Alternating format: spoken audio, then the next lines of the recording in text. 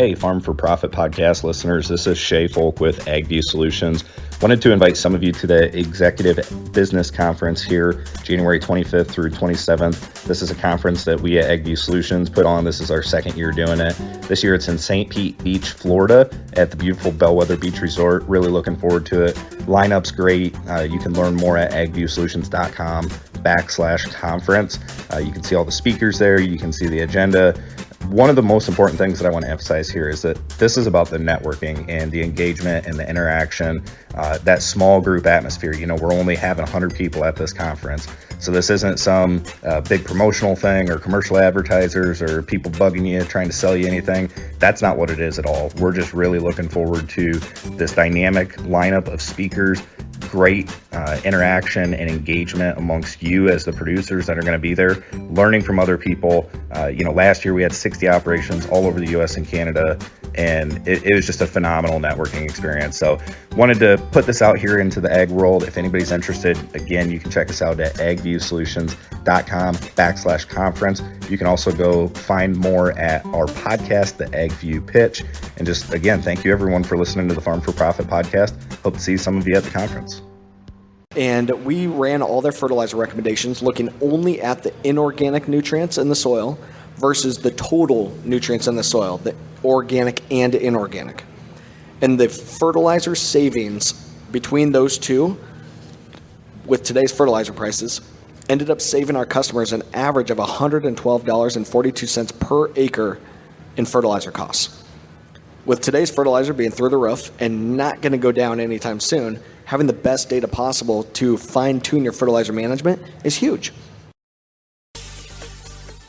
Ladies and gentlemen, farmers, ranchers, and distinguished guests, thank you for listening to the Farm for Profit podcast, where we discuss the latest ideas, methods, trends, and techniques available to help your farm achieve higher levels of farm profitability. The Farm for Profit podcast is co-hosted by Tanner Winterhoff, the Iowa Bankerman, and David Whitaker, the Iowa Land Guy, where in tandem they will share their ideas and advice from industry experts. Thank you again for listening to the Farm for Profit podcast. Remember, if you aren't farming for profit, you won't be farming for long.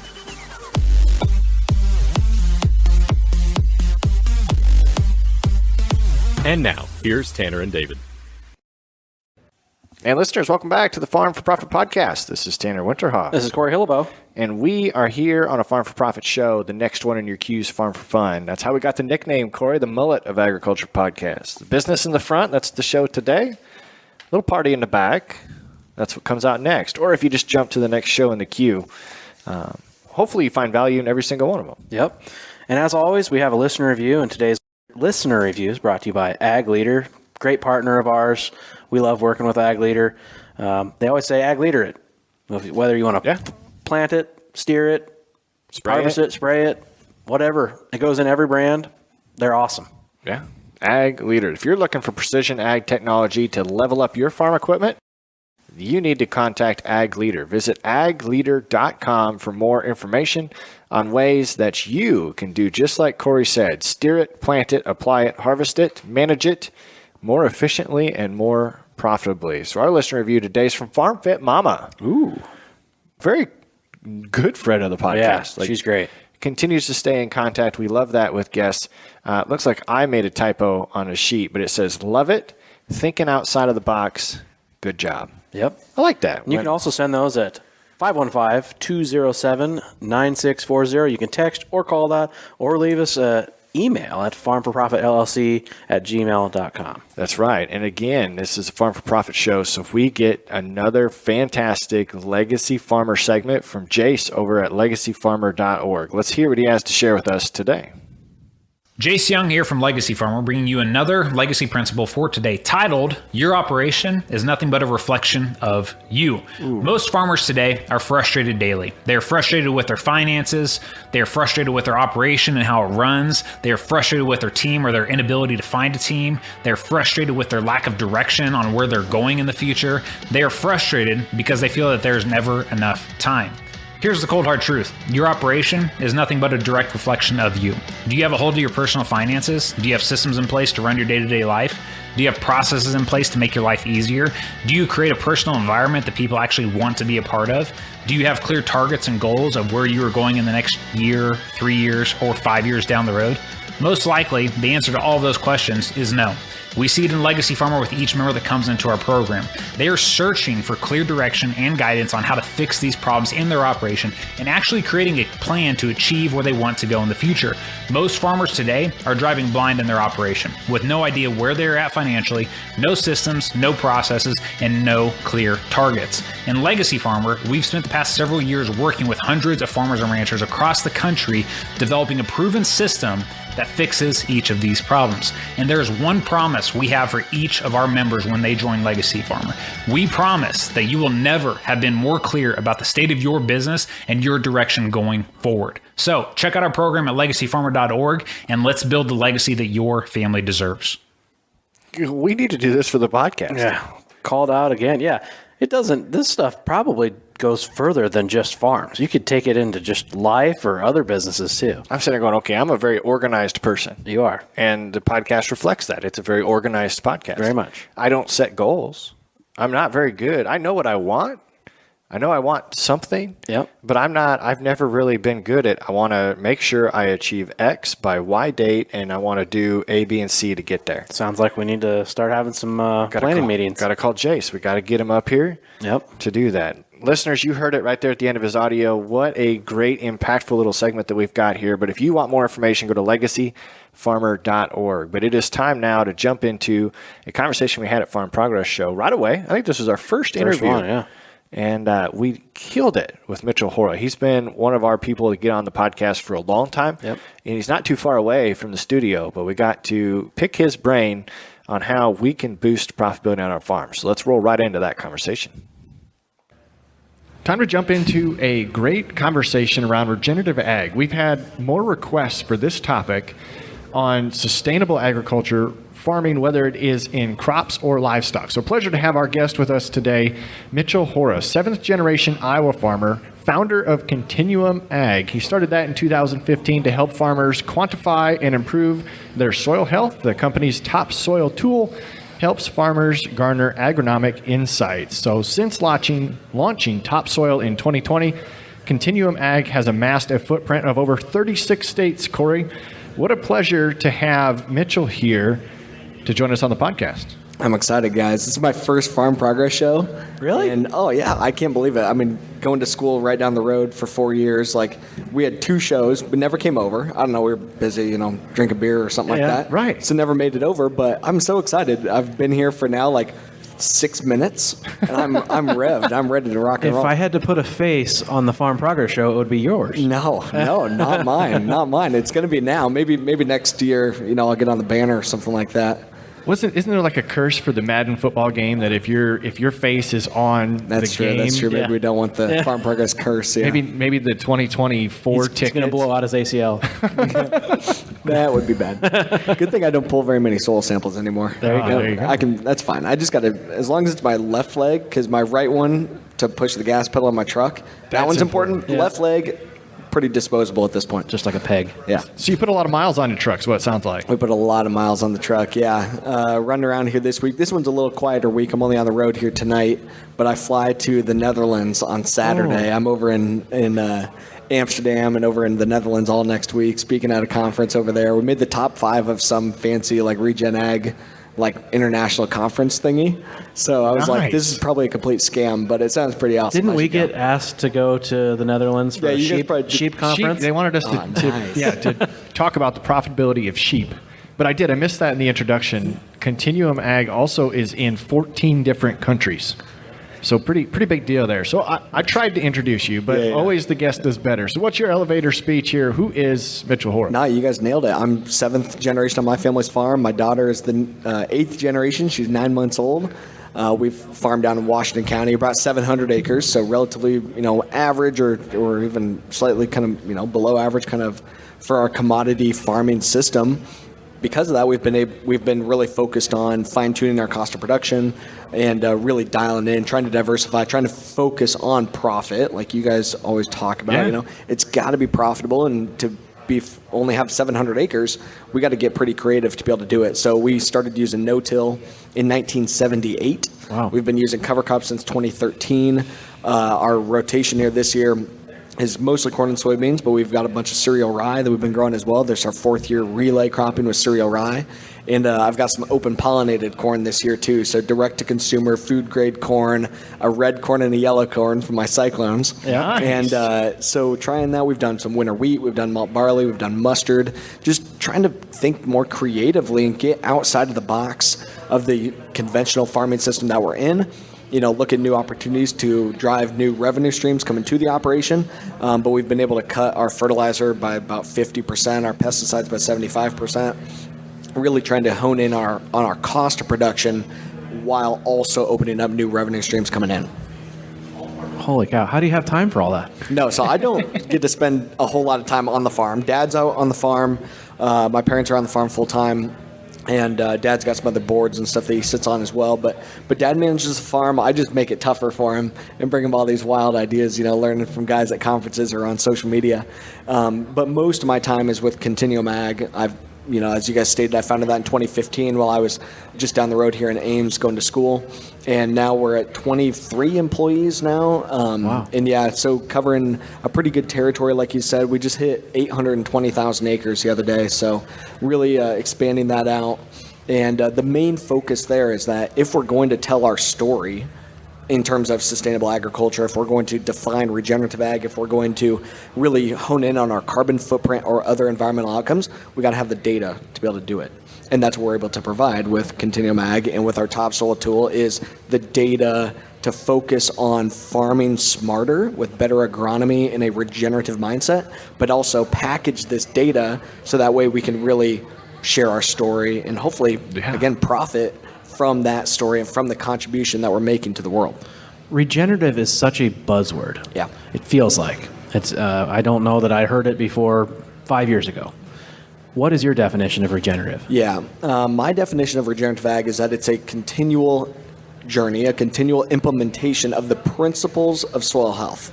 So to me, it boils down to you're implementing those principles, which are maintain armor on the soil, minimize disturbance, both chemical and physical, maintain a living root, foster as much diversity into the system as we can, integrate livestock wherever possible, and do all this within the context of your operation. So it's that continual journey, continual implementation of those principles.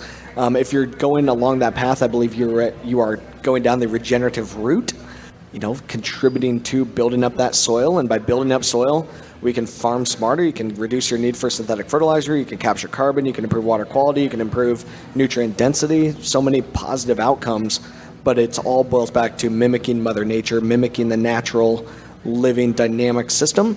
And if you're continuing to go along that journey, I believe you're farming in a regenerative manner. So, Corey, what's your definition of regenerative ag? What was going through my mind when he was saying that was another company that we work with, BW Fusion. They always talk about the fence row. Yep. Right? Like if you go to your fence row and you dig that up, it's untouched. It's always had grass there, not very much fertilizer or chemicals usage, and you go and you can just smell it. Oh, yeah. You can smell it when you dig into it. So that's probably my definition is the fence row. Yeah, and we don't have Dave here with us, and I know when you mentioned that you have to use data in order to do this, he'd have just lit up and said, "Data's the currency of agriculture." That's something of the internet. Well, it's in agriculture. You have to have it, and I think one of the interesting parts of what you do at Contiuum Ag is you've developed a consulting arm, and that's really how you've lined up these 820,000 acres, and I think that's industry leading. So what was the brainchild behind becoming a consultant, and why did you see that need? Yeah, it's a good question. And real quick, though, on your fence line deal, the best thing that I do when I go visit farms, and especially so we're getting some very large corporate farm, like not corporate farms, but very large family farms and like big operations. The best thing that I do when I go to those farms is take a shovelful of the soil from within their field versus a shovelful on the undisturbed native area in the fence line or in a tree patch or something like that. And you show them the difference, and you can see the difference, you can feel it, you can smell the difference. That is the best thing. I love data, but nothing beats a good old shovel. So I love that you went there. But But actually, Contiuum Ag started as a consulting company. Yeah. My plan when I was at Iowa State was, I didn't really have one, number one, but the original plan was I had this soil health consulting company. I majored in agronomy and in ag system technology. I was going to consult with farmers mostly in southeast Iowa. I added on to the family farm. I bought a little 40-acre chunk right after graduation. I was going to do consulting small scale, have a couple $100,000 a year company, maybe an employee or two, farm, and die. That was my plan. And then the opportunity came to better deliver services to our customers, and there wasn't software out there to map out the Haney test or to really use zones or to utilize machine learning type technologies to tie together sustainable agriculture with precision agriculture. So we built our own software, and that opened me up to, okay, well, I need some capital, and we got some investors, and we've gone that route here just a little bit. And found some amazing software developers. I've got a PhD developer that leads the charge, and we've got a team of 9 software developers in India. I've got a software designer out of LA. People all over the place to be able to really bring these ideas here from small town Iowa to scale. And all it's been is just solving a problem the next phase up. So the consulting company was solving a problem for our farm. Then it was I needed to solve a problem for my consulting company to deliver some basic value, the maps. Well, I need the software to do that. Well, other consultants need software too. Oh, well, this carbon space, this regenerative ag sustainability space, they need data. They need to prove what we're doing here too. They need software. So it's just continued to go up the ladder really. And now here we are today, with continuing to add acres all over the world.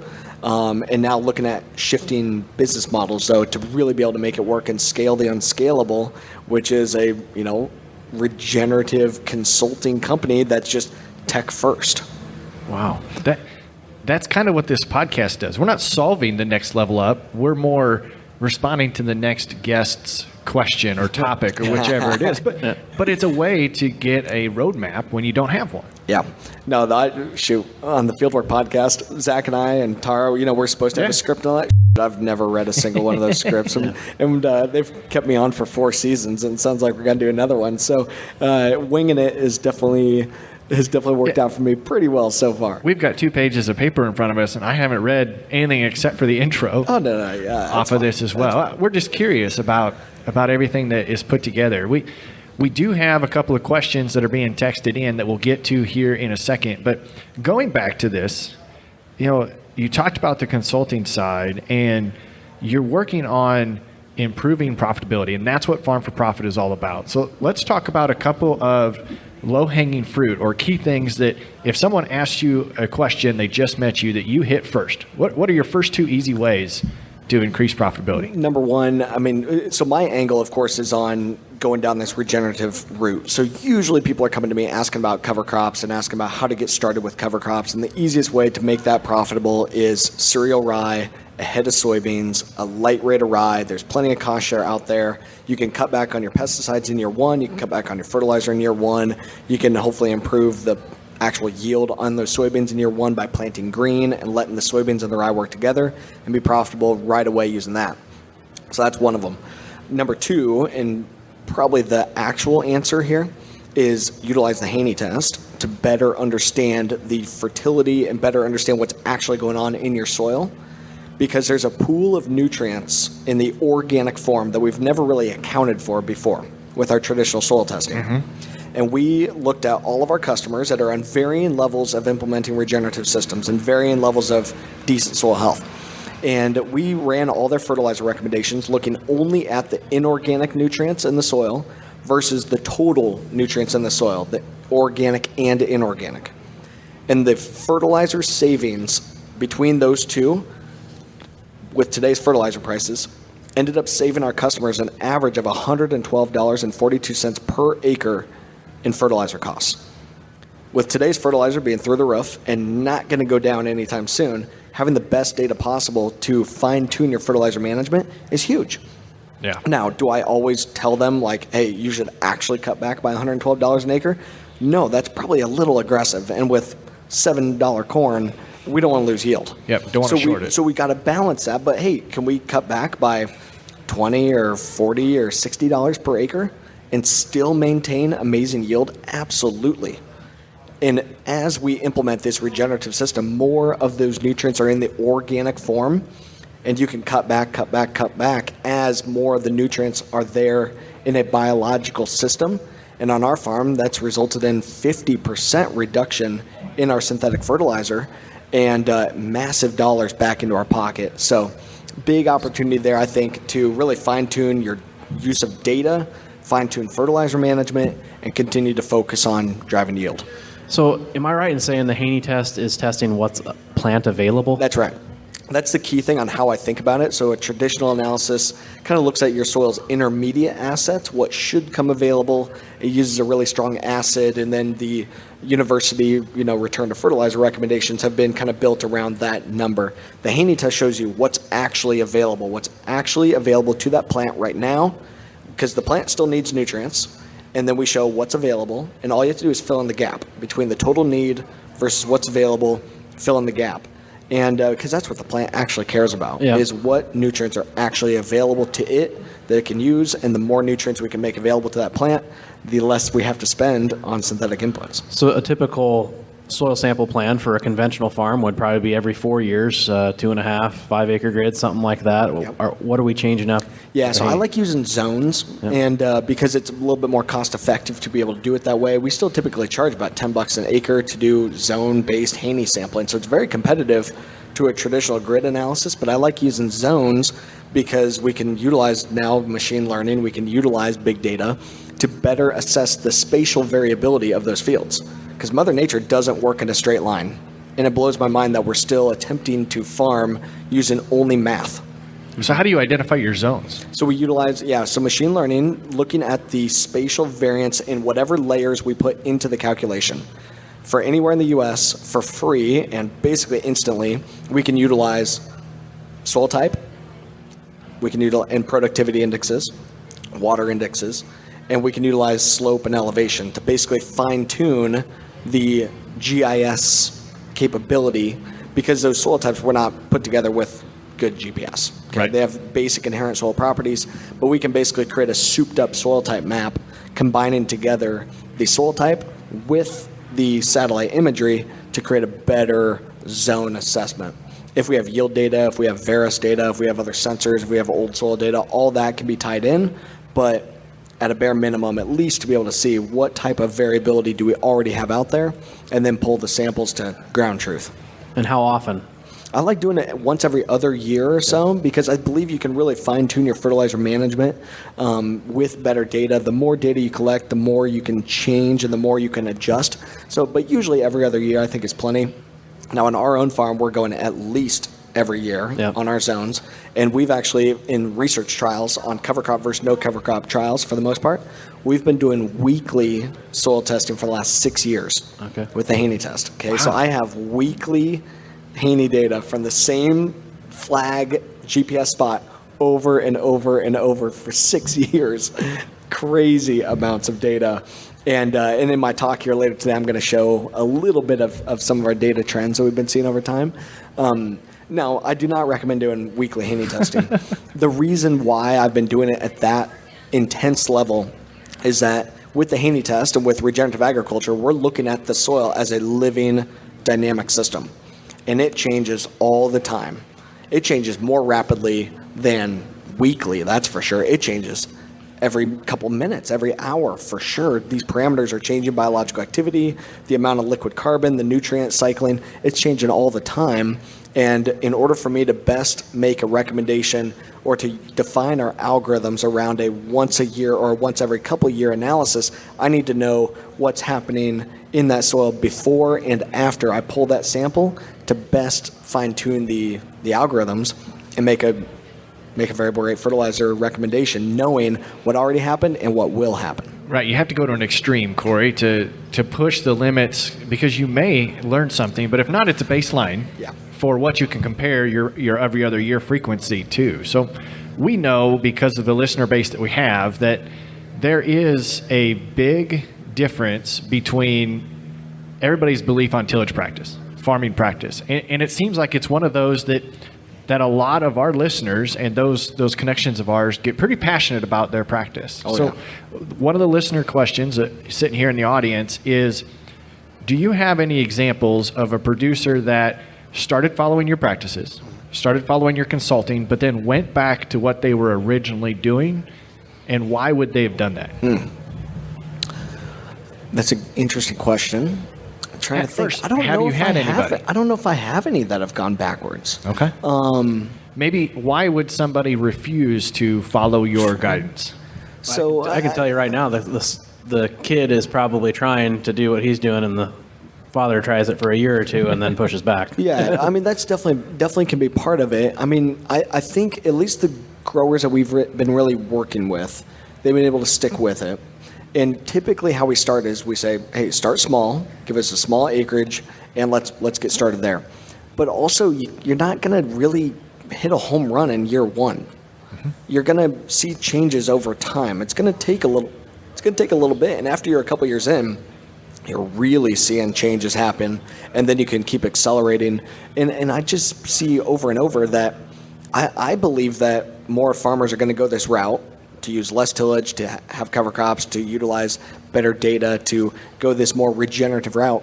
I believe more people are going to do it just because it really is better and it really puts more dollars back to your bottom line. Like, I'm not like hey, we got to go save the whales with regenerative ag. Like, that is not why I'm doing this. I'm saying, guys, this is just more profitable and it's just better for your family farm and better for your soil. Now, one of the things that I'd really like to do, though, is with these farmers, gather some quick year-over-year data with the Haney test. So there's some of those fields where we will sample them annually just to get a quick base hit. Because some of these practices, especially if you're making only a small baby step, you're not going to see insane changes in 1 year. But you can improve your biological activity in 1 year.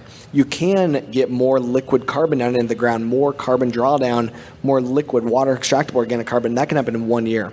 You can improve your pesticide management in 1 year. You can improve your aggregate stability in 1 year. There's a lot now to really build these things up and make them long-term and get to a new equilibrium in your soil. Yeah, that's going to take 4, 5, 6 years. But you can absolutely get some baby steps in year one. And typically when we show those quick base hits, people will add new acres even right away in that second year. So maybe piggybacking on that question, what are some of the things that people maybe stub their toe on coming into the program? A bunch of people have stubbed their toe. I mean, I think one of the biggest issues is that there's a lot of conflicting messages in this space. And I try to educate and not just say you should, but speak from experience and speak from what I've seen work, what I've seen hasn't worked, speak from our own farm where we're trying all kinds of stuff and we've really screwed things up on our own farm. Our first year using cover crops, we lost $100 an acre in year one. Like, we really stubbed our toe, and I want to make darn sure that none of my customers are going to have a $100 an acre loss. Like, that is not good. And what we screwed up was that we didn't understand that soil life. We didn't understand the carbon to nitrogen ratio. We didn't understand that soil is alive and that we need to provide it a balanced food. What we did was we threw out a whole pile of cereal rye ahead of corn, planted green, and didn't get it killed correctly. We didn't change the fertilizer program, didn't change the planter setup, didn't change anything, and it was a complete disaster. You learned a lot. We learned a lot. But it was a disaster. It was a disaster. That corn made $2.45, so we were still fine. Ah, dang it. Yeah. That's a disaster. Yeah, it was a complete disaster. It looked awful, but we still lost $100 because we did trials, of course, and the check strip was $2.65. And at this time, a couple years ago, with the expenses and with the yield loss, it was about $100 an acre loss. One of the biggest things, though, that I think farmers should be doing, again, is light rates of cereal rye ahead of soybeans. That's an easier baby step. It's much easier to make it really work. I always recommend cover crop ahead of corn as well, but use really light rates. Try to get some diversity into that. Plant green. My buddies in my alma mater down the road still keep saying terminate the cover crop like as soon as it starts getting green. I think that is a complete waste of money, because what the heck good did it do for you? But it is the risk adverse answer. I know why they're saying it, and that's fine. But if you want to make this work, you've got to utilize these tools as an offensive management program. Do not just go into this looking at it as defense It's got to pay the bills. It's got to make us more profitable, or else what are we doing it for? I mean, sustainability is great, but sustainability only matters if the farm is economically sustainable, and that has got to be our main focus. And then the carbon outcomes, soil health, the water quality, all these great environmental things, those will come as we focus on implementing these principles in an offensive manner to make us money. Yeah, and Corey, we've learned in a lot of conversations that we've had on the podcast and with others off the mics that it's a bonus too when you have livestock and you can bring that also into the equation. We had one conversation before we even jumped on here this morning that had a question around the dry matter that comes out of composting turkey litter. So do you have any clients in your book that you're working with that have a minimal till or a way of incorporating that dry matter if you're going to go away from deep ripping or other conventional tillage? I've seen a couple different things. So I've got some of my producers that'll just, as soon as they get done harvesting, they'll plant the cover crop and then just put the manure or the litter, or in Washington County, it's a lot of liquid hog manure. They'll just put it on over the top and let Mother Nature pull it down in, let the worms pull it down in, and use the cover crop to help to avoid that flow. Now, also, we're looking at improving water infiltration here, that we don't have nutrients going sideways. We don't have water going sideways. We don't have that loss anymore. So especially as you get into this and let that aggregate stability build up, let that water infiltration build up, then you can get more aggressive with what I'm saying here. But the other option being, right after harvest, spread that dry manure or spread that litter or spread that, even the fertilizer or whatever it may be, and then run your application of that cover crop, whether it be with a drill, with a vertical till machine or whatever, or harrow it in or whatever you got to do. But then utilize that light pass of tillage essentially, or that seeding pass, to work that manure or work that litter in just a little bit without going and disturbing. Are we going to have stratification and stuff in this? Absolutely. Do I care? Not a bit. Most of the roots are up top. I'm going to get that to infiltrate down through, and we're actually seeing now our worms are cycling and mixing soil so much that they're going down to our B horizon, the clay, and pulling clay back up. And I'm sure they're taking black dirt back down too. Really interesting to see what's happening with those channels all the way up and down in our soil, especially in an ultra dry year like we've had this year. There's been way more rain up in this neck of the woods than what we've had. There for an 8-week period over summer, we only had 0.4 of an inch of rain. We've been super, super dry. So those worms are really working down deep, mixing that soil, mixing those nutrients, and pulling carbon down deeper in the soil as well. Yeah, everybody except Corey's farm. Yeah. Well, we were really wet early and then dry as of late. Yeah, that's fair. Yeah. So when we get back to what Contiuum Ag is doing, one of the key terms that is all across your website is called a regen roadmap. Yeah. So can you explain what that is and how that's benefiting your clients? Yeah, so I was kind of telling the story early on of Contiuum Ag. I started as a soil, just as a soil health consulting company doing the Haney test, and we just charged for Haney testing. That was really it. Well, now there's an opportunity to help farmers manage much more holistically. And this was really brought about by some of our enterprise level customers like Rabobank, and we have Land O'Lakes now, John Deere, Bayer, a variety of SIBO, a variety of these very large enterprise level customers who are saying, well, we need more than just some soil data. We need to know holistically, how do we implement these regenerative practices? How do we put together a cover crop blend? How do we plant into it? How do we kill it? How do we manage all these items? And that's what's brought about this regen roadmap, which is basically just our subscription consulting service. And but it includes a monthly touch point. It includes ongoing tech support to be able to manage this. It's a lot of work, and I mean, again, we're trying to scale the unscalable with technology, but the hardest thing when it comes to regenerative ag is the how-to. How do you do it? How do you implement for the context of your operation? And that's what we've brought about, this subscription service, to deliver that and provide the resources and the hand-holding that growers need to be successful. You've mentioned carbon 10 times? I mean, a lot in this, 20, 30 minutes here. Are you guys able, carbon is another buzzword with regenerative. Are you guys able to pull more out of these carbon markets? Yeah, actually, most of my customers don't qualify for carbon markets at all. I've never been paid $1 for carbon, and most of my customers don't qualify for carbon markets.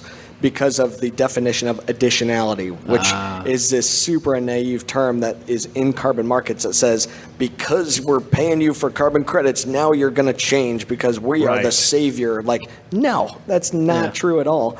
And all it does is basically it ends up providing privatized cost share is what the carbon markets are today, which is fine. It's a great spot for them to start. I understand. I get it. But a big chunk of me going over to Europe next week is, hey, we need to reinvent the rules here, because in agriculture, our carbon footprint is going to be different every year. Because of weather, because of the practices we're able to implement. And we need to focus on your annual contribution to the problem. And the more farmers do, the more they should get paid. Just like when we're looking at profitability, we're looking at farming today, the better you do, aka yield, the more yield you get, the more you can get paid.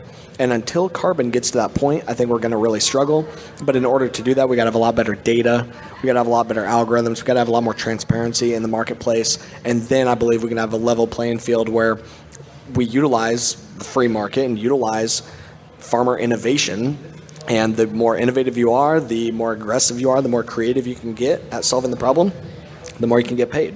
Today, it's not. Today, it's only, can you check a new box, do a new practice, and you get paid the same amount as anybody else, whether your cover crop got 2 inches tall or got 4 foot tall, you get the same amount, which I think is complete crap. And I think it's going to fall apart, just like they did. We've been down this road before. 2009, Chicago Climate Exchange crashed, and we're going the exact same route right now. And I think there's an opportunity to fix it by getting better data, redefining additionality, and showcasing innovative farming systems that can aggressively contribute to drawing down that carbon and putting it back in our soils. Now, that's not a reason for those that do qualify to not go sign up. No. If you do qualify, you'd suggest 100%. Let's go get paid. My thing is, hey, these carbon markets, love it. Like, hey, all for it. It helps, move the regenerative ag movement forward, and that's what I care about. And my rule of thumb is, hey, if you've got a program that is going to pay you decently well for the effort that you got to put in, it fits well for your family operation, and it's long-term risk adverse, sweet, let's do it. But what I worry about is some of the underlying clauses in some of these contracts, and do you have to pay back the money if things pivot? Are you going to be able to harness, potential upside in the value of these credits? So that's why I want to make sure that farmers are, work through this with your attorney, get the right advice. If it fits well, sweet, jump on it, put some dollars in your pocket, and utilize that to keep investing in what you can control on your farm, which is cost of production, and continue to drive the yield. Yeah, I think it's less than 3% of farmers that are actually actively involved in carbon markets. Yeah. I think only like 1% enrolled, and like 3% even like trying to work through that process of getting enrolled. So very, very small percentage, and a lot of opportunity, I think, there to continue to really focus on making these markets work for innovation and to enable farmers to keep doing better. So we have a whole list of notes, but we always miss a question, and you do a lot of public speaking. So what's something that would be good information for our listeners to have that we haven't already asked you about? We've got into a bunch of different stuff. I mean, I think, for me, it boils back to what I keep preaching is, as you're looking at sustainable agriculture, as you're looking at regenerative, as you're looking at these carbon things, whatever you want to call it, it's got to be done in a offensive manner. Play offense. Don't just play defense. Continue to be aggressive, focus on bottom line profitability. That is what this boils down to. And then number two, hey, if there's an opportunity for you to sign up for something and improve your profitability, sweet. If not, get your ducks in a row in terms of the data, because the day is coming, and those who are ready for it are going to be the first movers, are going to be able to profit from this. And, so start getting your data wrangled now, because it's a lot of data. It's a big lift to be able to do it. How do you suggest someone gets a hold of you and starts with Contiuum Ag? Yeah. So our website's contiuum.ag. I'm all over social media at Contiuum Ag or Contiuum_ag on Twitter. Or shoot me an email, mitchell@contiuum.ag. We're fairly easy to get a hold of. The key thing I think is just continue to do your homework. Don't go into this blind. Don't lose $100 an acre like we did. And, make sure that we're, going about this smart. Utilize the resources around you. Right. I've got a question that's probably off of regenerative, but it's more on the entrepreneurial side of things.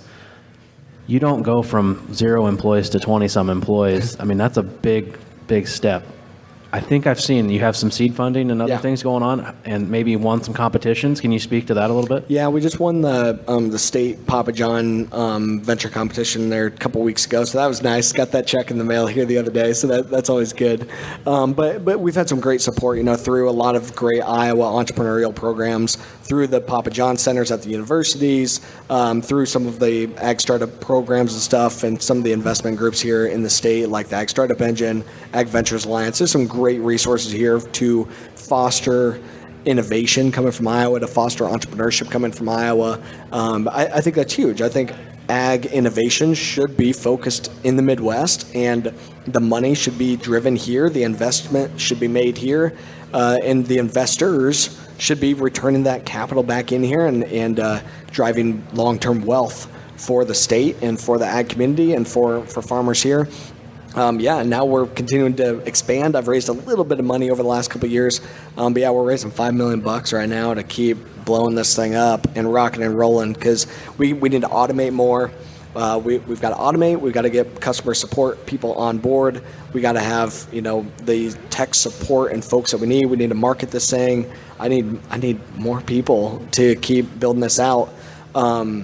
Again, the how-to for regenerative ag is tough, and a lot of folks, there's only 4% of farmers using cover crops today, and 30% using no-till.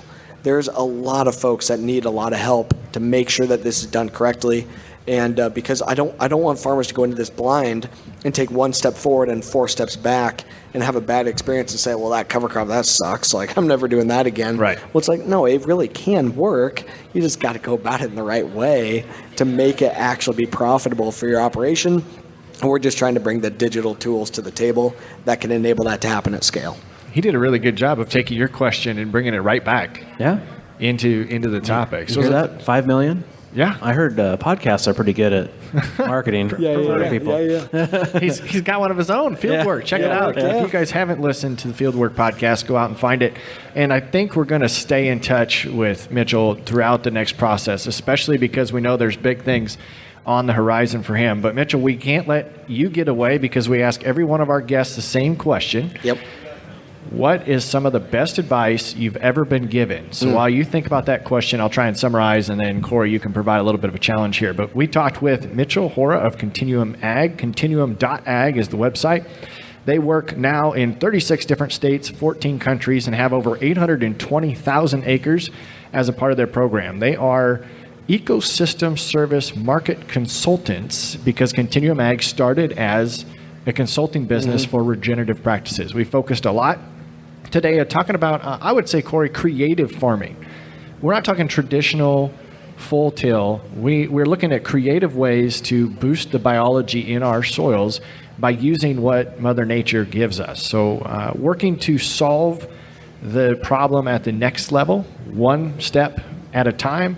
Start with some samples, put together some good trials, get some good data and information put together. We want to use our soil tests, the Haney test specifically, put together some good zones for us to get some great data from on about a year, every other year rotation, until we really get that fertilizer program put together. Maybe work with Contiuum Ag on developing a regen roadmap, so we have the details put together to get us from the start to finish. But ultimately, we are looking for maybe some changes in the future in the carbon market to make it more widely adoptable and beneficial to those that have been working on these regenerative practices for a long time. Still not a reason not to sign up if you are looking at making a change to your farming practice. But ultimately, we want to do as much research and gain as much data as possible in order to make the most profitable decisions. And that's why we're here on the Farm for Profit podcast. Yep. My challenge is I feel like I'm always around open-mindedness, but I feel like a topic like this in regenerative ag needs open mind. And so my challenge is to, you just turn your camera around there, Snark. My challenge is to check out Contiuum Ag and get started. Like Mitchell said, start small. It's not a whole farm at once. That sounds like anxiety to me. So Yeah, no, you don't have to start with the whole thing. Start small, and that actually kind of ties in the answer to Fire away. to my answer to your question. A really interesting piece of advice I think about a lot came from one of my mentors. His name is Dave Stamp, great business guy, and Dave's key piece of advice was get the first check. So starting small in these things, or on the farm, try something new, figure out how to get that first check, whether it be in a new product, a new product that you're going to go. Make sure you have a market is what that translates to. Make sure that the market is going to be there. Make sure that you can actually get paid for doing these things. Get that first check. Once you get one, the next ones come so much easier. But it's get to the first one in business or on our farms. Figure out where that first check is going to come from. Then you can rinse and repeat. Mm-hmm. I like that. That was great. I've never had one like that. No, get to the first check, but it makes a lot of sense. Make sure they don't bounce. Yeah, make sure they don't bounce. That's right. If the first one bounces, you might want to pivot and go find a different check somewhere else. Yeah. Mitchell, thanks for being a guest here on the Farm for fun. Profit podcast. We appreciate your conversation, your insight, and expertise. It'll be fun to stay tuned and connected with him as Contiuum Ag continues to grow, because we know it's going to. The trajectory is there. So I'm hoping so. we appreciate it. I appreciate it, guys. Thanks for having me on. Yep. Remember, if you aren't farming for profit, you won't be farming for long.